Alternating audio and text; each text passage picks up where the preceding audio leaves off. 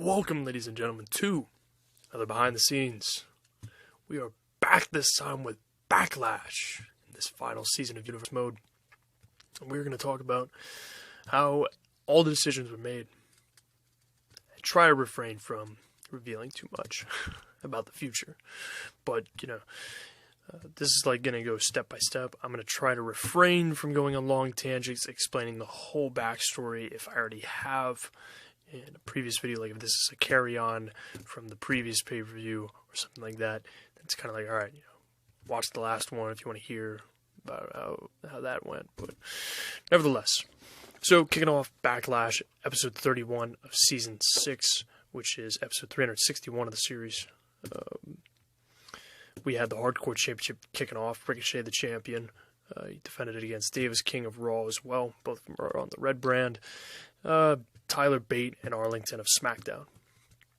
So we'll went into it. This actually was planned last minute.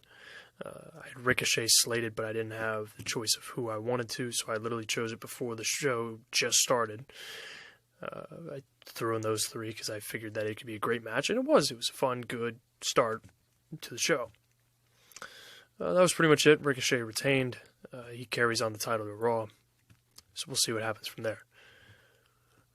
Moving on to the Raw Tag Team Championship. So Braden, McLaughlin, pinned Jason Jordan, who is one half of the Raw Tag Team Champions. So he earned a title shot. He chose Harvey as his partner. Harvey is, of course, the European champion right now, after renaming the United States Championship. So Harvey and Braden win the tag team titles over American Alpha. Harvey becomes the 7th ever Grand Slam champion. Braden McLaughlin wins his first championship. Now, what is revealed is that Ricochet and Rey Mysterio get a title shot for the Raw tag team titles because Shawn Michaels approved it. He's the GM of Raw. And that's what's to look forward to for Raw. But basically the booking decision was I had that slated since SummerSlam, roughly.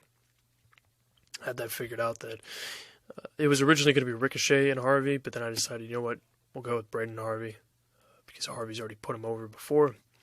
They kind of have that dynamic. And also, under the suggestions from the maker of Harvey, he advocated for it, was like, yes, let's do it.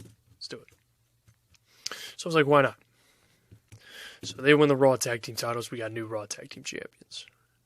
Going into matchup number 3. So, there are a few matches that are setting up other things. This is one of them. Scott Cole versus Class Par. Scott Cole has basically been insane, hasn't fought a match all season. And one thing I wanted to go into the match for was, I wanted to show how weak Scott Cole has become without the mask as a normal person. Because, there's demonic stuff going on with, he's involved with demonic stuff. But, as a normal guy, he's much weaker. He hits one Phantom's Pain and Class Bar, kicked out, which typically it puts away a lot of people. He's known for that. And I didn't want to overdo the match to the point where we were just doing spot after spot after spot. When the storyline, A, wasn't that long, B, didn't have much stakes to it, aside from Class Bar trying to get his briefcase back. But even if Class Bar lost, he's still Mr. Money in the Bank. It's just he didn't get his briefcase back immediately. So, it's not the worst thing in the world. But it was also to get, it served several purposes. It was to get Scott Cole back on screen. It was to give Class Bar some time. And originally, before all plans went into place, that spot was supposed to go to the Cruiserweight Championship, but I put it on Kyle O'Reilly. I would have to go in more in depth in the Kyle O'Reilly match, but basically, this was a change that I made right before SmackDown Live last week. So I made that adjustment. Wanted to do Class Bar versus Scott Cole instead, and get both of them involved in a match. Simple as that. And Class Bar won, so he got his briefcase back. And then right afterwards, Scott Cole revealed that he wanted to speak to the Craftsman, or he needed to find Bray Wyatt to find the Craftsman. No further details on that, because, that's going to be a developing storyline. Basically, Scott Cole is trying to find his way back, and this is one of the pieces to it. So Bray Wyatt, as the Fiend, would know. more on that. I don't want to reveal too much, because that's not fun. Going into match number 4, it's the Intercontinental Championship, Adam Cole versus Andrade. So Andrade brought up an argument that he beat Adam Cole for the WWE Championship earlier this season. So logically, since Adam Cole is Intercontinental Champion, he could also make the argument, hey, since I beat you before, I should have a title shot. This, I will say, was a really fun match. It was pretty good. I don't think people went in with the mindset out of the gate that Almas was going to win. And I will be honest, I didn't have Almas picked to win. I had Adam Cole winning this match until about midway through the match. I decided to change it and let Almas win. Reason why is because I felt like if Almas lost, then he'd just officially drift. Like there would be nothing really for him, because if he lost Adam Cole, then it's like, well, what are we going to do with him from here? So this is a way to keep him on screen, keep him still relevant, and keep him still pretty threatening, because he beat Adam Cole now twice for 2 titles. So it keeps Almas looking good, and it doesn't hurt Cole. But they have a rematch on SmackDown. I set that up, so it works out in the end. It's all good. Everything's running smoothly. And the match was really fun. So, of course, Andrade won. It was pretty cool. Had a lot of fun doing that match. Now on to the United States Championship match. So, Harvey versus Ross Young. Both Hall of Famers. Ross Young looking to seek closure on his character arc against Harvey. Basically, Harvey has been obsessed over kind of just has made it a habit of ruining Ross Young's bigger moments, where Ross Young was having his final goodbye match this season. Harvey's got to attack him because he was above him in the card. And then at WrestleMania Season 3, Ross Young wins on the main event of WrestleMania. Harvey dashed that. Ross Young feels like that's what killed his momentum in Universe Mode. People stopped caring about him as much anymore.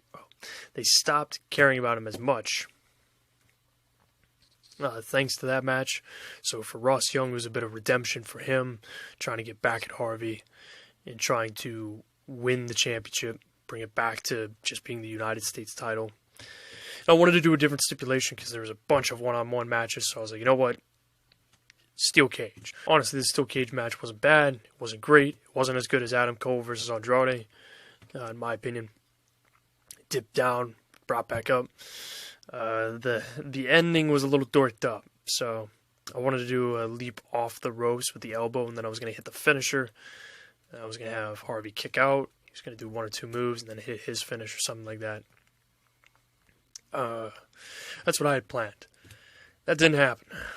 It turned into me completely missing the elbow. I threw him into the corner. I decided I was going to do a top rope avalanche move. Didn't work, because I punched him once and he fell over. But I redid the elbow spot, and then Harvey just beat me. So I was like, okay. Guess it happened. But basically what's going on with Harvey's character is now he's on a dominant run.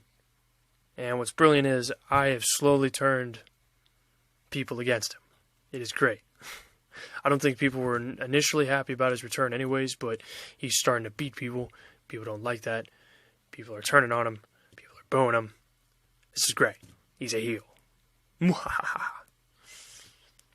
it's getting the reaction I want, because when you think about it long term, if you guys keep rejecting him, it's going to work out for whoever. Well, actually, that's not true. It moves more in favor of the people who beat him, because whoever takes the title off of him theoretically might have a better shot at being cheered for. It's just all about who and figuring that out. Figuring out who wants somebody to become champion more than others. So there's that. But yeah, I can agree with a lot of what was said about after the match. Like, I can't remember all of it, and I won't name anything, but I can agree with a lot of the criticism. I can agree with it. Yeah, we're going to move on before anything else gets said. But yeah, Harvey's on a dominant run. Now he and Braden are tag team champions. They have the Raw tag team titles to defend on Raw. And after a match with Ross Young, as far as Ross Young goes, I think Ross Young was going out there to just either win to prove to Harvey wrong or try to turn the fans more against Harvey. As in, he shows up, he's the face, and then Harvey beats him, and then people dislike Harvey even more because he just stomped on Ross Young again. Stomped on another possible Ross Young moment, and that's kind of been what Harvey's been doing. So it doesn't kill Ross Young's character. Ross Young has been a phenomenal wrestler who's mostly been mid-card for the series, but I think a lot of people want to see that payback that Ross Young wanted to dish out. Personally, I did too, but I need to remain impartial when I'm booking this stuff. But I want to turn like title changes between two legends. I'd rather have a legend give it over to a younger guy. That's just my personal opinion. Oh, we're going into the real high up card. I think this was match of the night. I think I'm going to give my review on the show in the comments section, like rating the matches. Of course, it'll be opinionated, so if people disagree, it's totally fine. If you guys think differently on the ratings, go for it. Let me know if you disagree with the ratings or not. I think it'd be great. But I think I'm going to put that down there. But anyways, Brock Lesnar versus Kyle O'Reilly. When you look at this on paper, you might just think, yeah, that's a typical Universe Mode match. You're just going to throw it together. And when you look at the match itself, if you looked at it alone without the long-term storyline of O'Reilly, with no context, it was a good wrestling match. I wish the ending was slightly different, like it was right before. I wish Kyle didn't do that neck takedown, back body drop, something like that. The neck drop or whatever. I wish he did the guillotine. I would have tapped out that because you guys were calling for the tap out, so I was trying to make sure that he taps out. And plus, that was like right off a sequence between them where emotions were heightened, and then it kind of just turned into a submission. Kyle did a few moves, and then bam, submission, tap out. But yeah, it was a great match because of the emotion that went into it from the people watching live. They definitely helped it. And the investment of the storyline is, so if you looked at it with no context, you wouldn't understand like why it's so important for that match to occur. Basically, I'll summarize it. Brock Lesnar and Kyle O'Reilly feuded over the Intercontinental Championship early in the season. Kyle walked into Money in the Bank as the champion. Brock as the challenger. Brock beat him for the title, put him in the hospital. He takes time off. Brock continues to dominate as champion. Adam Cole takes the title from him at SummerSlam. And then Kyle returns at Clash of Champions to help Adam Cole retain. But ultimately what he wanted was to just fight Brock one more time. Because if he beats Brock, then he redeems himself and looks like an equal to Adam Cole. That's the importance of it. He wants the Intercontinental Championship. That's ultimately what he wants. He wants to get the title that he feels he should have beaten Brock for. And now that he beats Brock tonight, or in that episode at Backlash, it's more validation to him that he should be Intercontinental Champion. But now it's about getting in there and getting into the mix, because right now Andrade has it, Adam Cole is trying to deal with him, so he's not in the front of the shuffle right now in terms of who's fighting next, but now he has a legitimate argument against Adam Cole to possibly be next in line after Almas. Which is great. It's ultimately what the storyline has been building to. It's a long-term storyline for Kyle O'Reilly, Adam Cole, and the rest of the Undisputed Era. It doesn't help that Kevin Owens gets out of the group, so Kyle feels like he's being replaced, so he feels like he's got to be more independent. Adam Cole didn't really have faith in him to beat Brock Lesnar. Adam Cole's temper is getting to him after losing that title to Almas, so he blows up on Kyle O'Reilly. And you just see the tension is slowly starting to build, and their relationship as a unit is starting to fracture. At least Kyle is starting to fragment away. I said, patience is a virtue, and I'm enjoying doing this long-term storyline since WrestleMania. It's been like a gradual thing. I'm having so much fun doing the storyline with Kyle O'Reilly. I'm having a blast writing it. And hopefully it just keeps getting better. Alright, so semi-main event. Matt King versus The Undertaker. So I had originally had Adrian Galerto slated for this. And here's where the confusing part comes in. I was going to return Undertaker either way.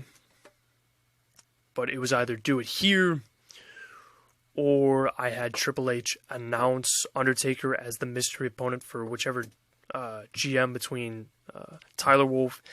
So basically, Shawn Michaels and Tyler Wolf, the two GMs of Raw and SmackDown, are going to fight each other at TakeOver before Survivor Series. The winner goes to Survivor Series to fight a mystery opponent of Triple H's choice for that supposed GM versus GM fight.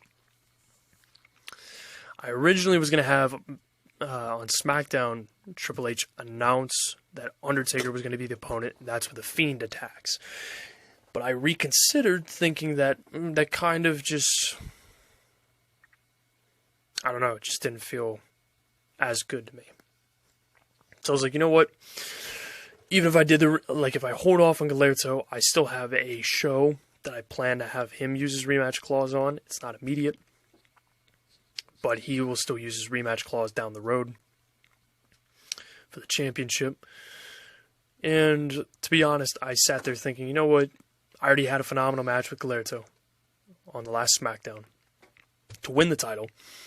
I'm going in. I can sacrifice my match as the least interesting match because it was way too predictable that I was going to retain over Undertaker. Just to reintroduce Undertaker to set up Undertaker versus The Fiend.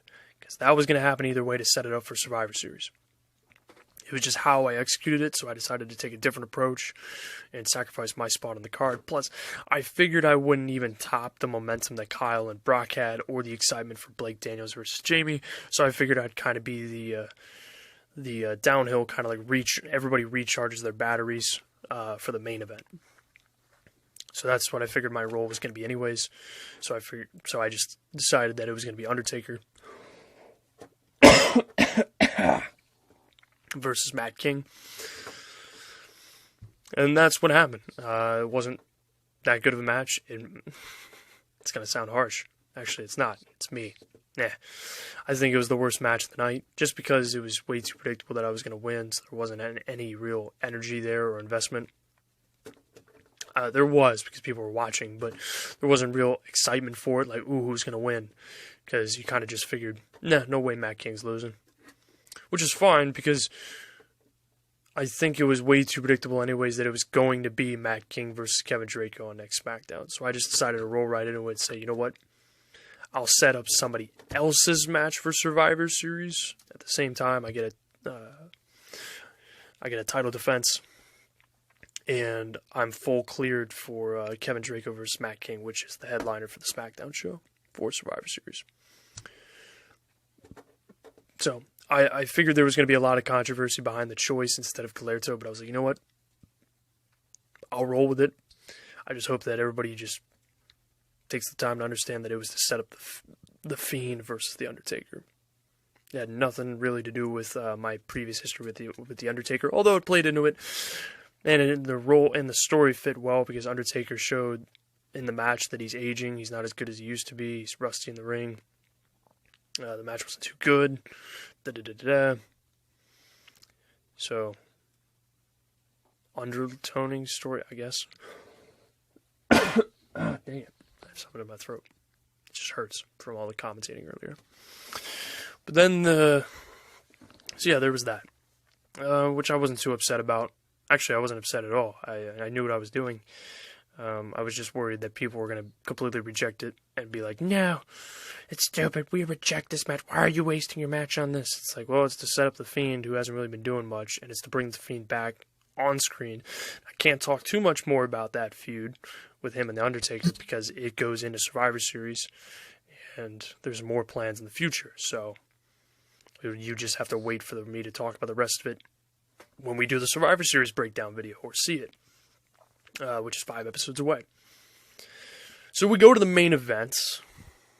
I'm thinking, all right, that was a bit of a dip down. Actually, it was the dip down of the show, which is fine, Rolling in, feeling much better.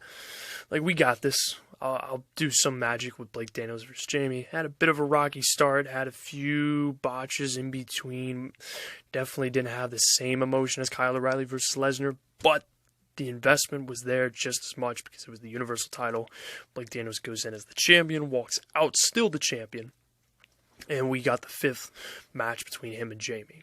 This was the second in Blake Daniels running the gauntlet fighting Road Killer, Jamie, and soon-to-be Prince Metallico on Raw. I had Blake Daniels slated to win this match all the way through. I had him carrying this title to here, without a doubt. So I had him moving past Backlash no matter what with the championship. So he's fighting all the people that he fought in the Fatal 4-Way at Clash of Champions, and the final one is Prince Metallico on Monday Night Raw next episode. So that's the real test. I thought the match was good. It was a really good ending to the show. It was tough to top Kyle and Brock, which I don't think it did. I think if I had to name the top 3 matches in order, I'd say Kyle O'Reilly versus Brock Lesnar was match of the night. Second was Blake Daniels and Jamie, and then third was Adam Cole and Andrade. And then I'd say fourth was probably the Hardcore Championship, and then maybe Class Bar versus Scott Cole. I'm not sure. I'd have to think it over. The lower ones, but yeah, there was a lot of one-on-ones, not too many multi-man matches. Got those out of the way early.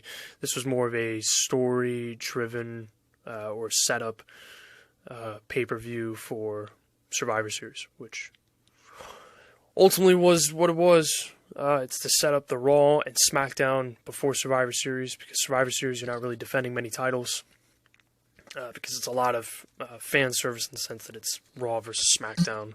So there's that dynamic.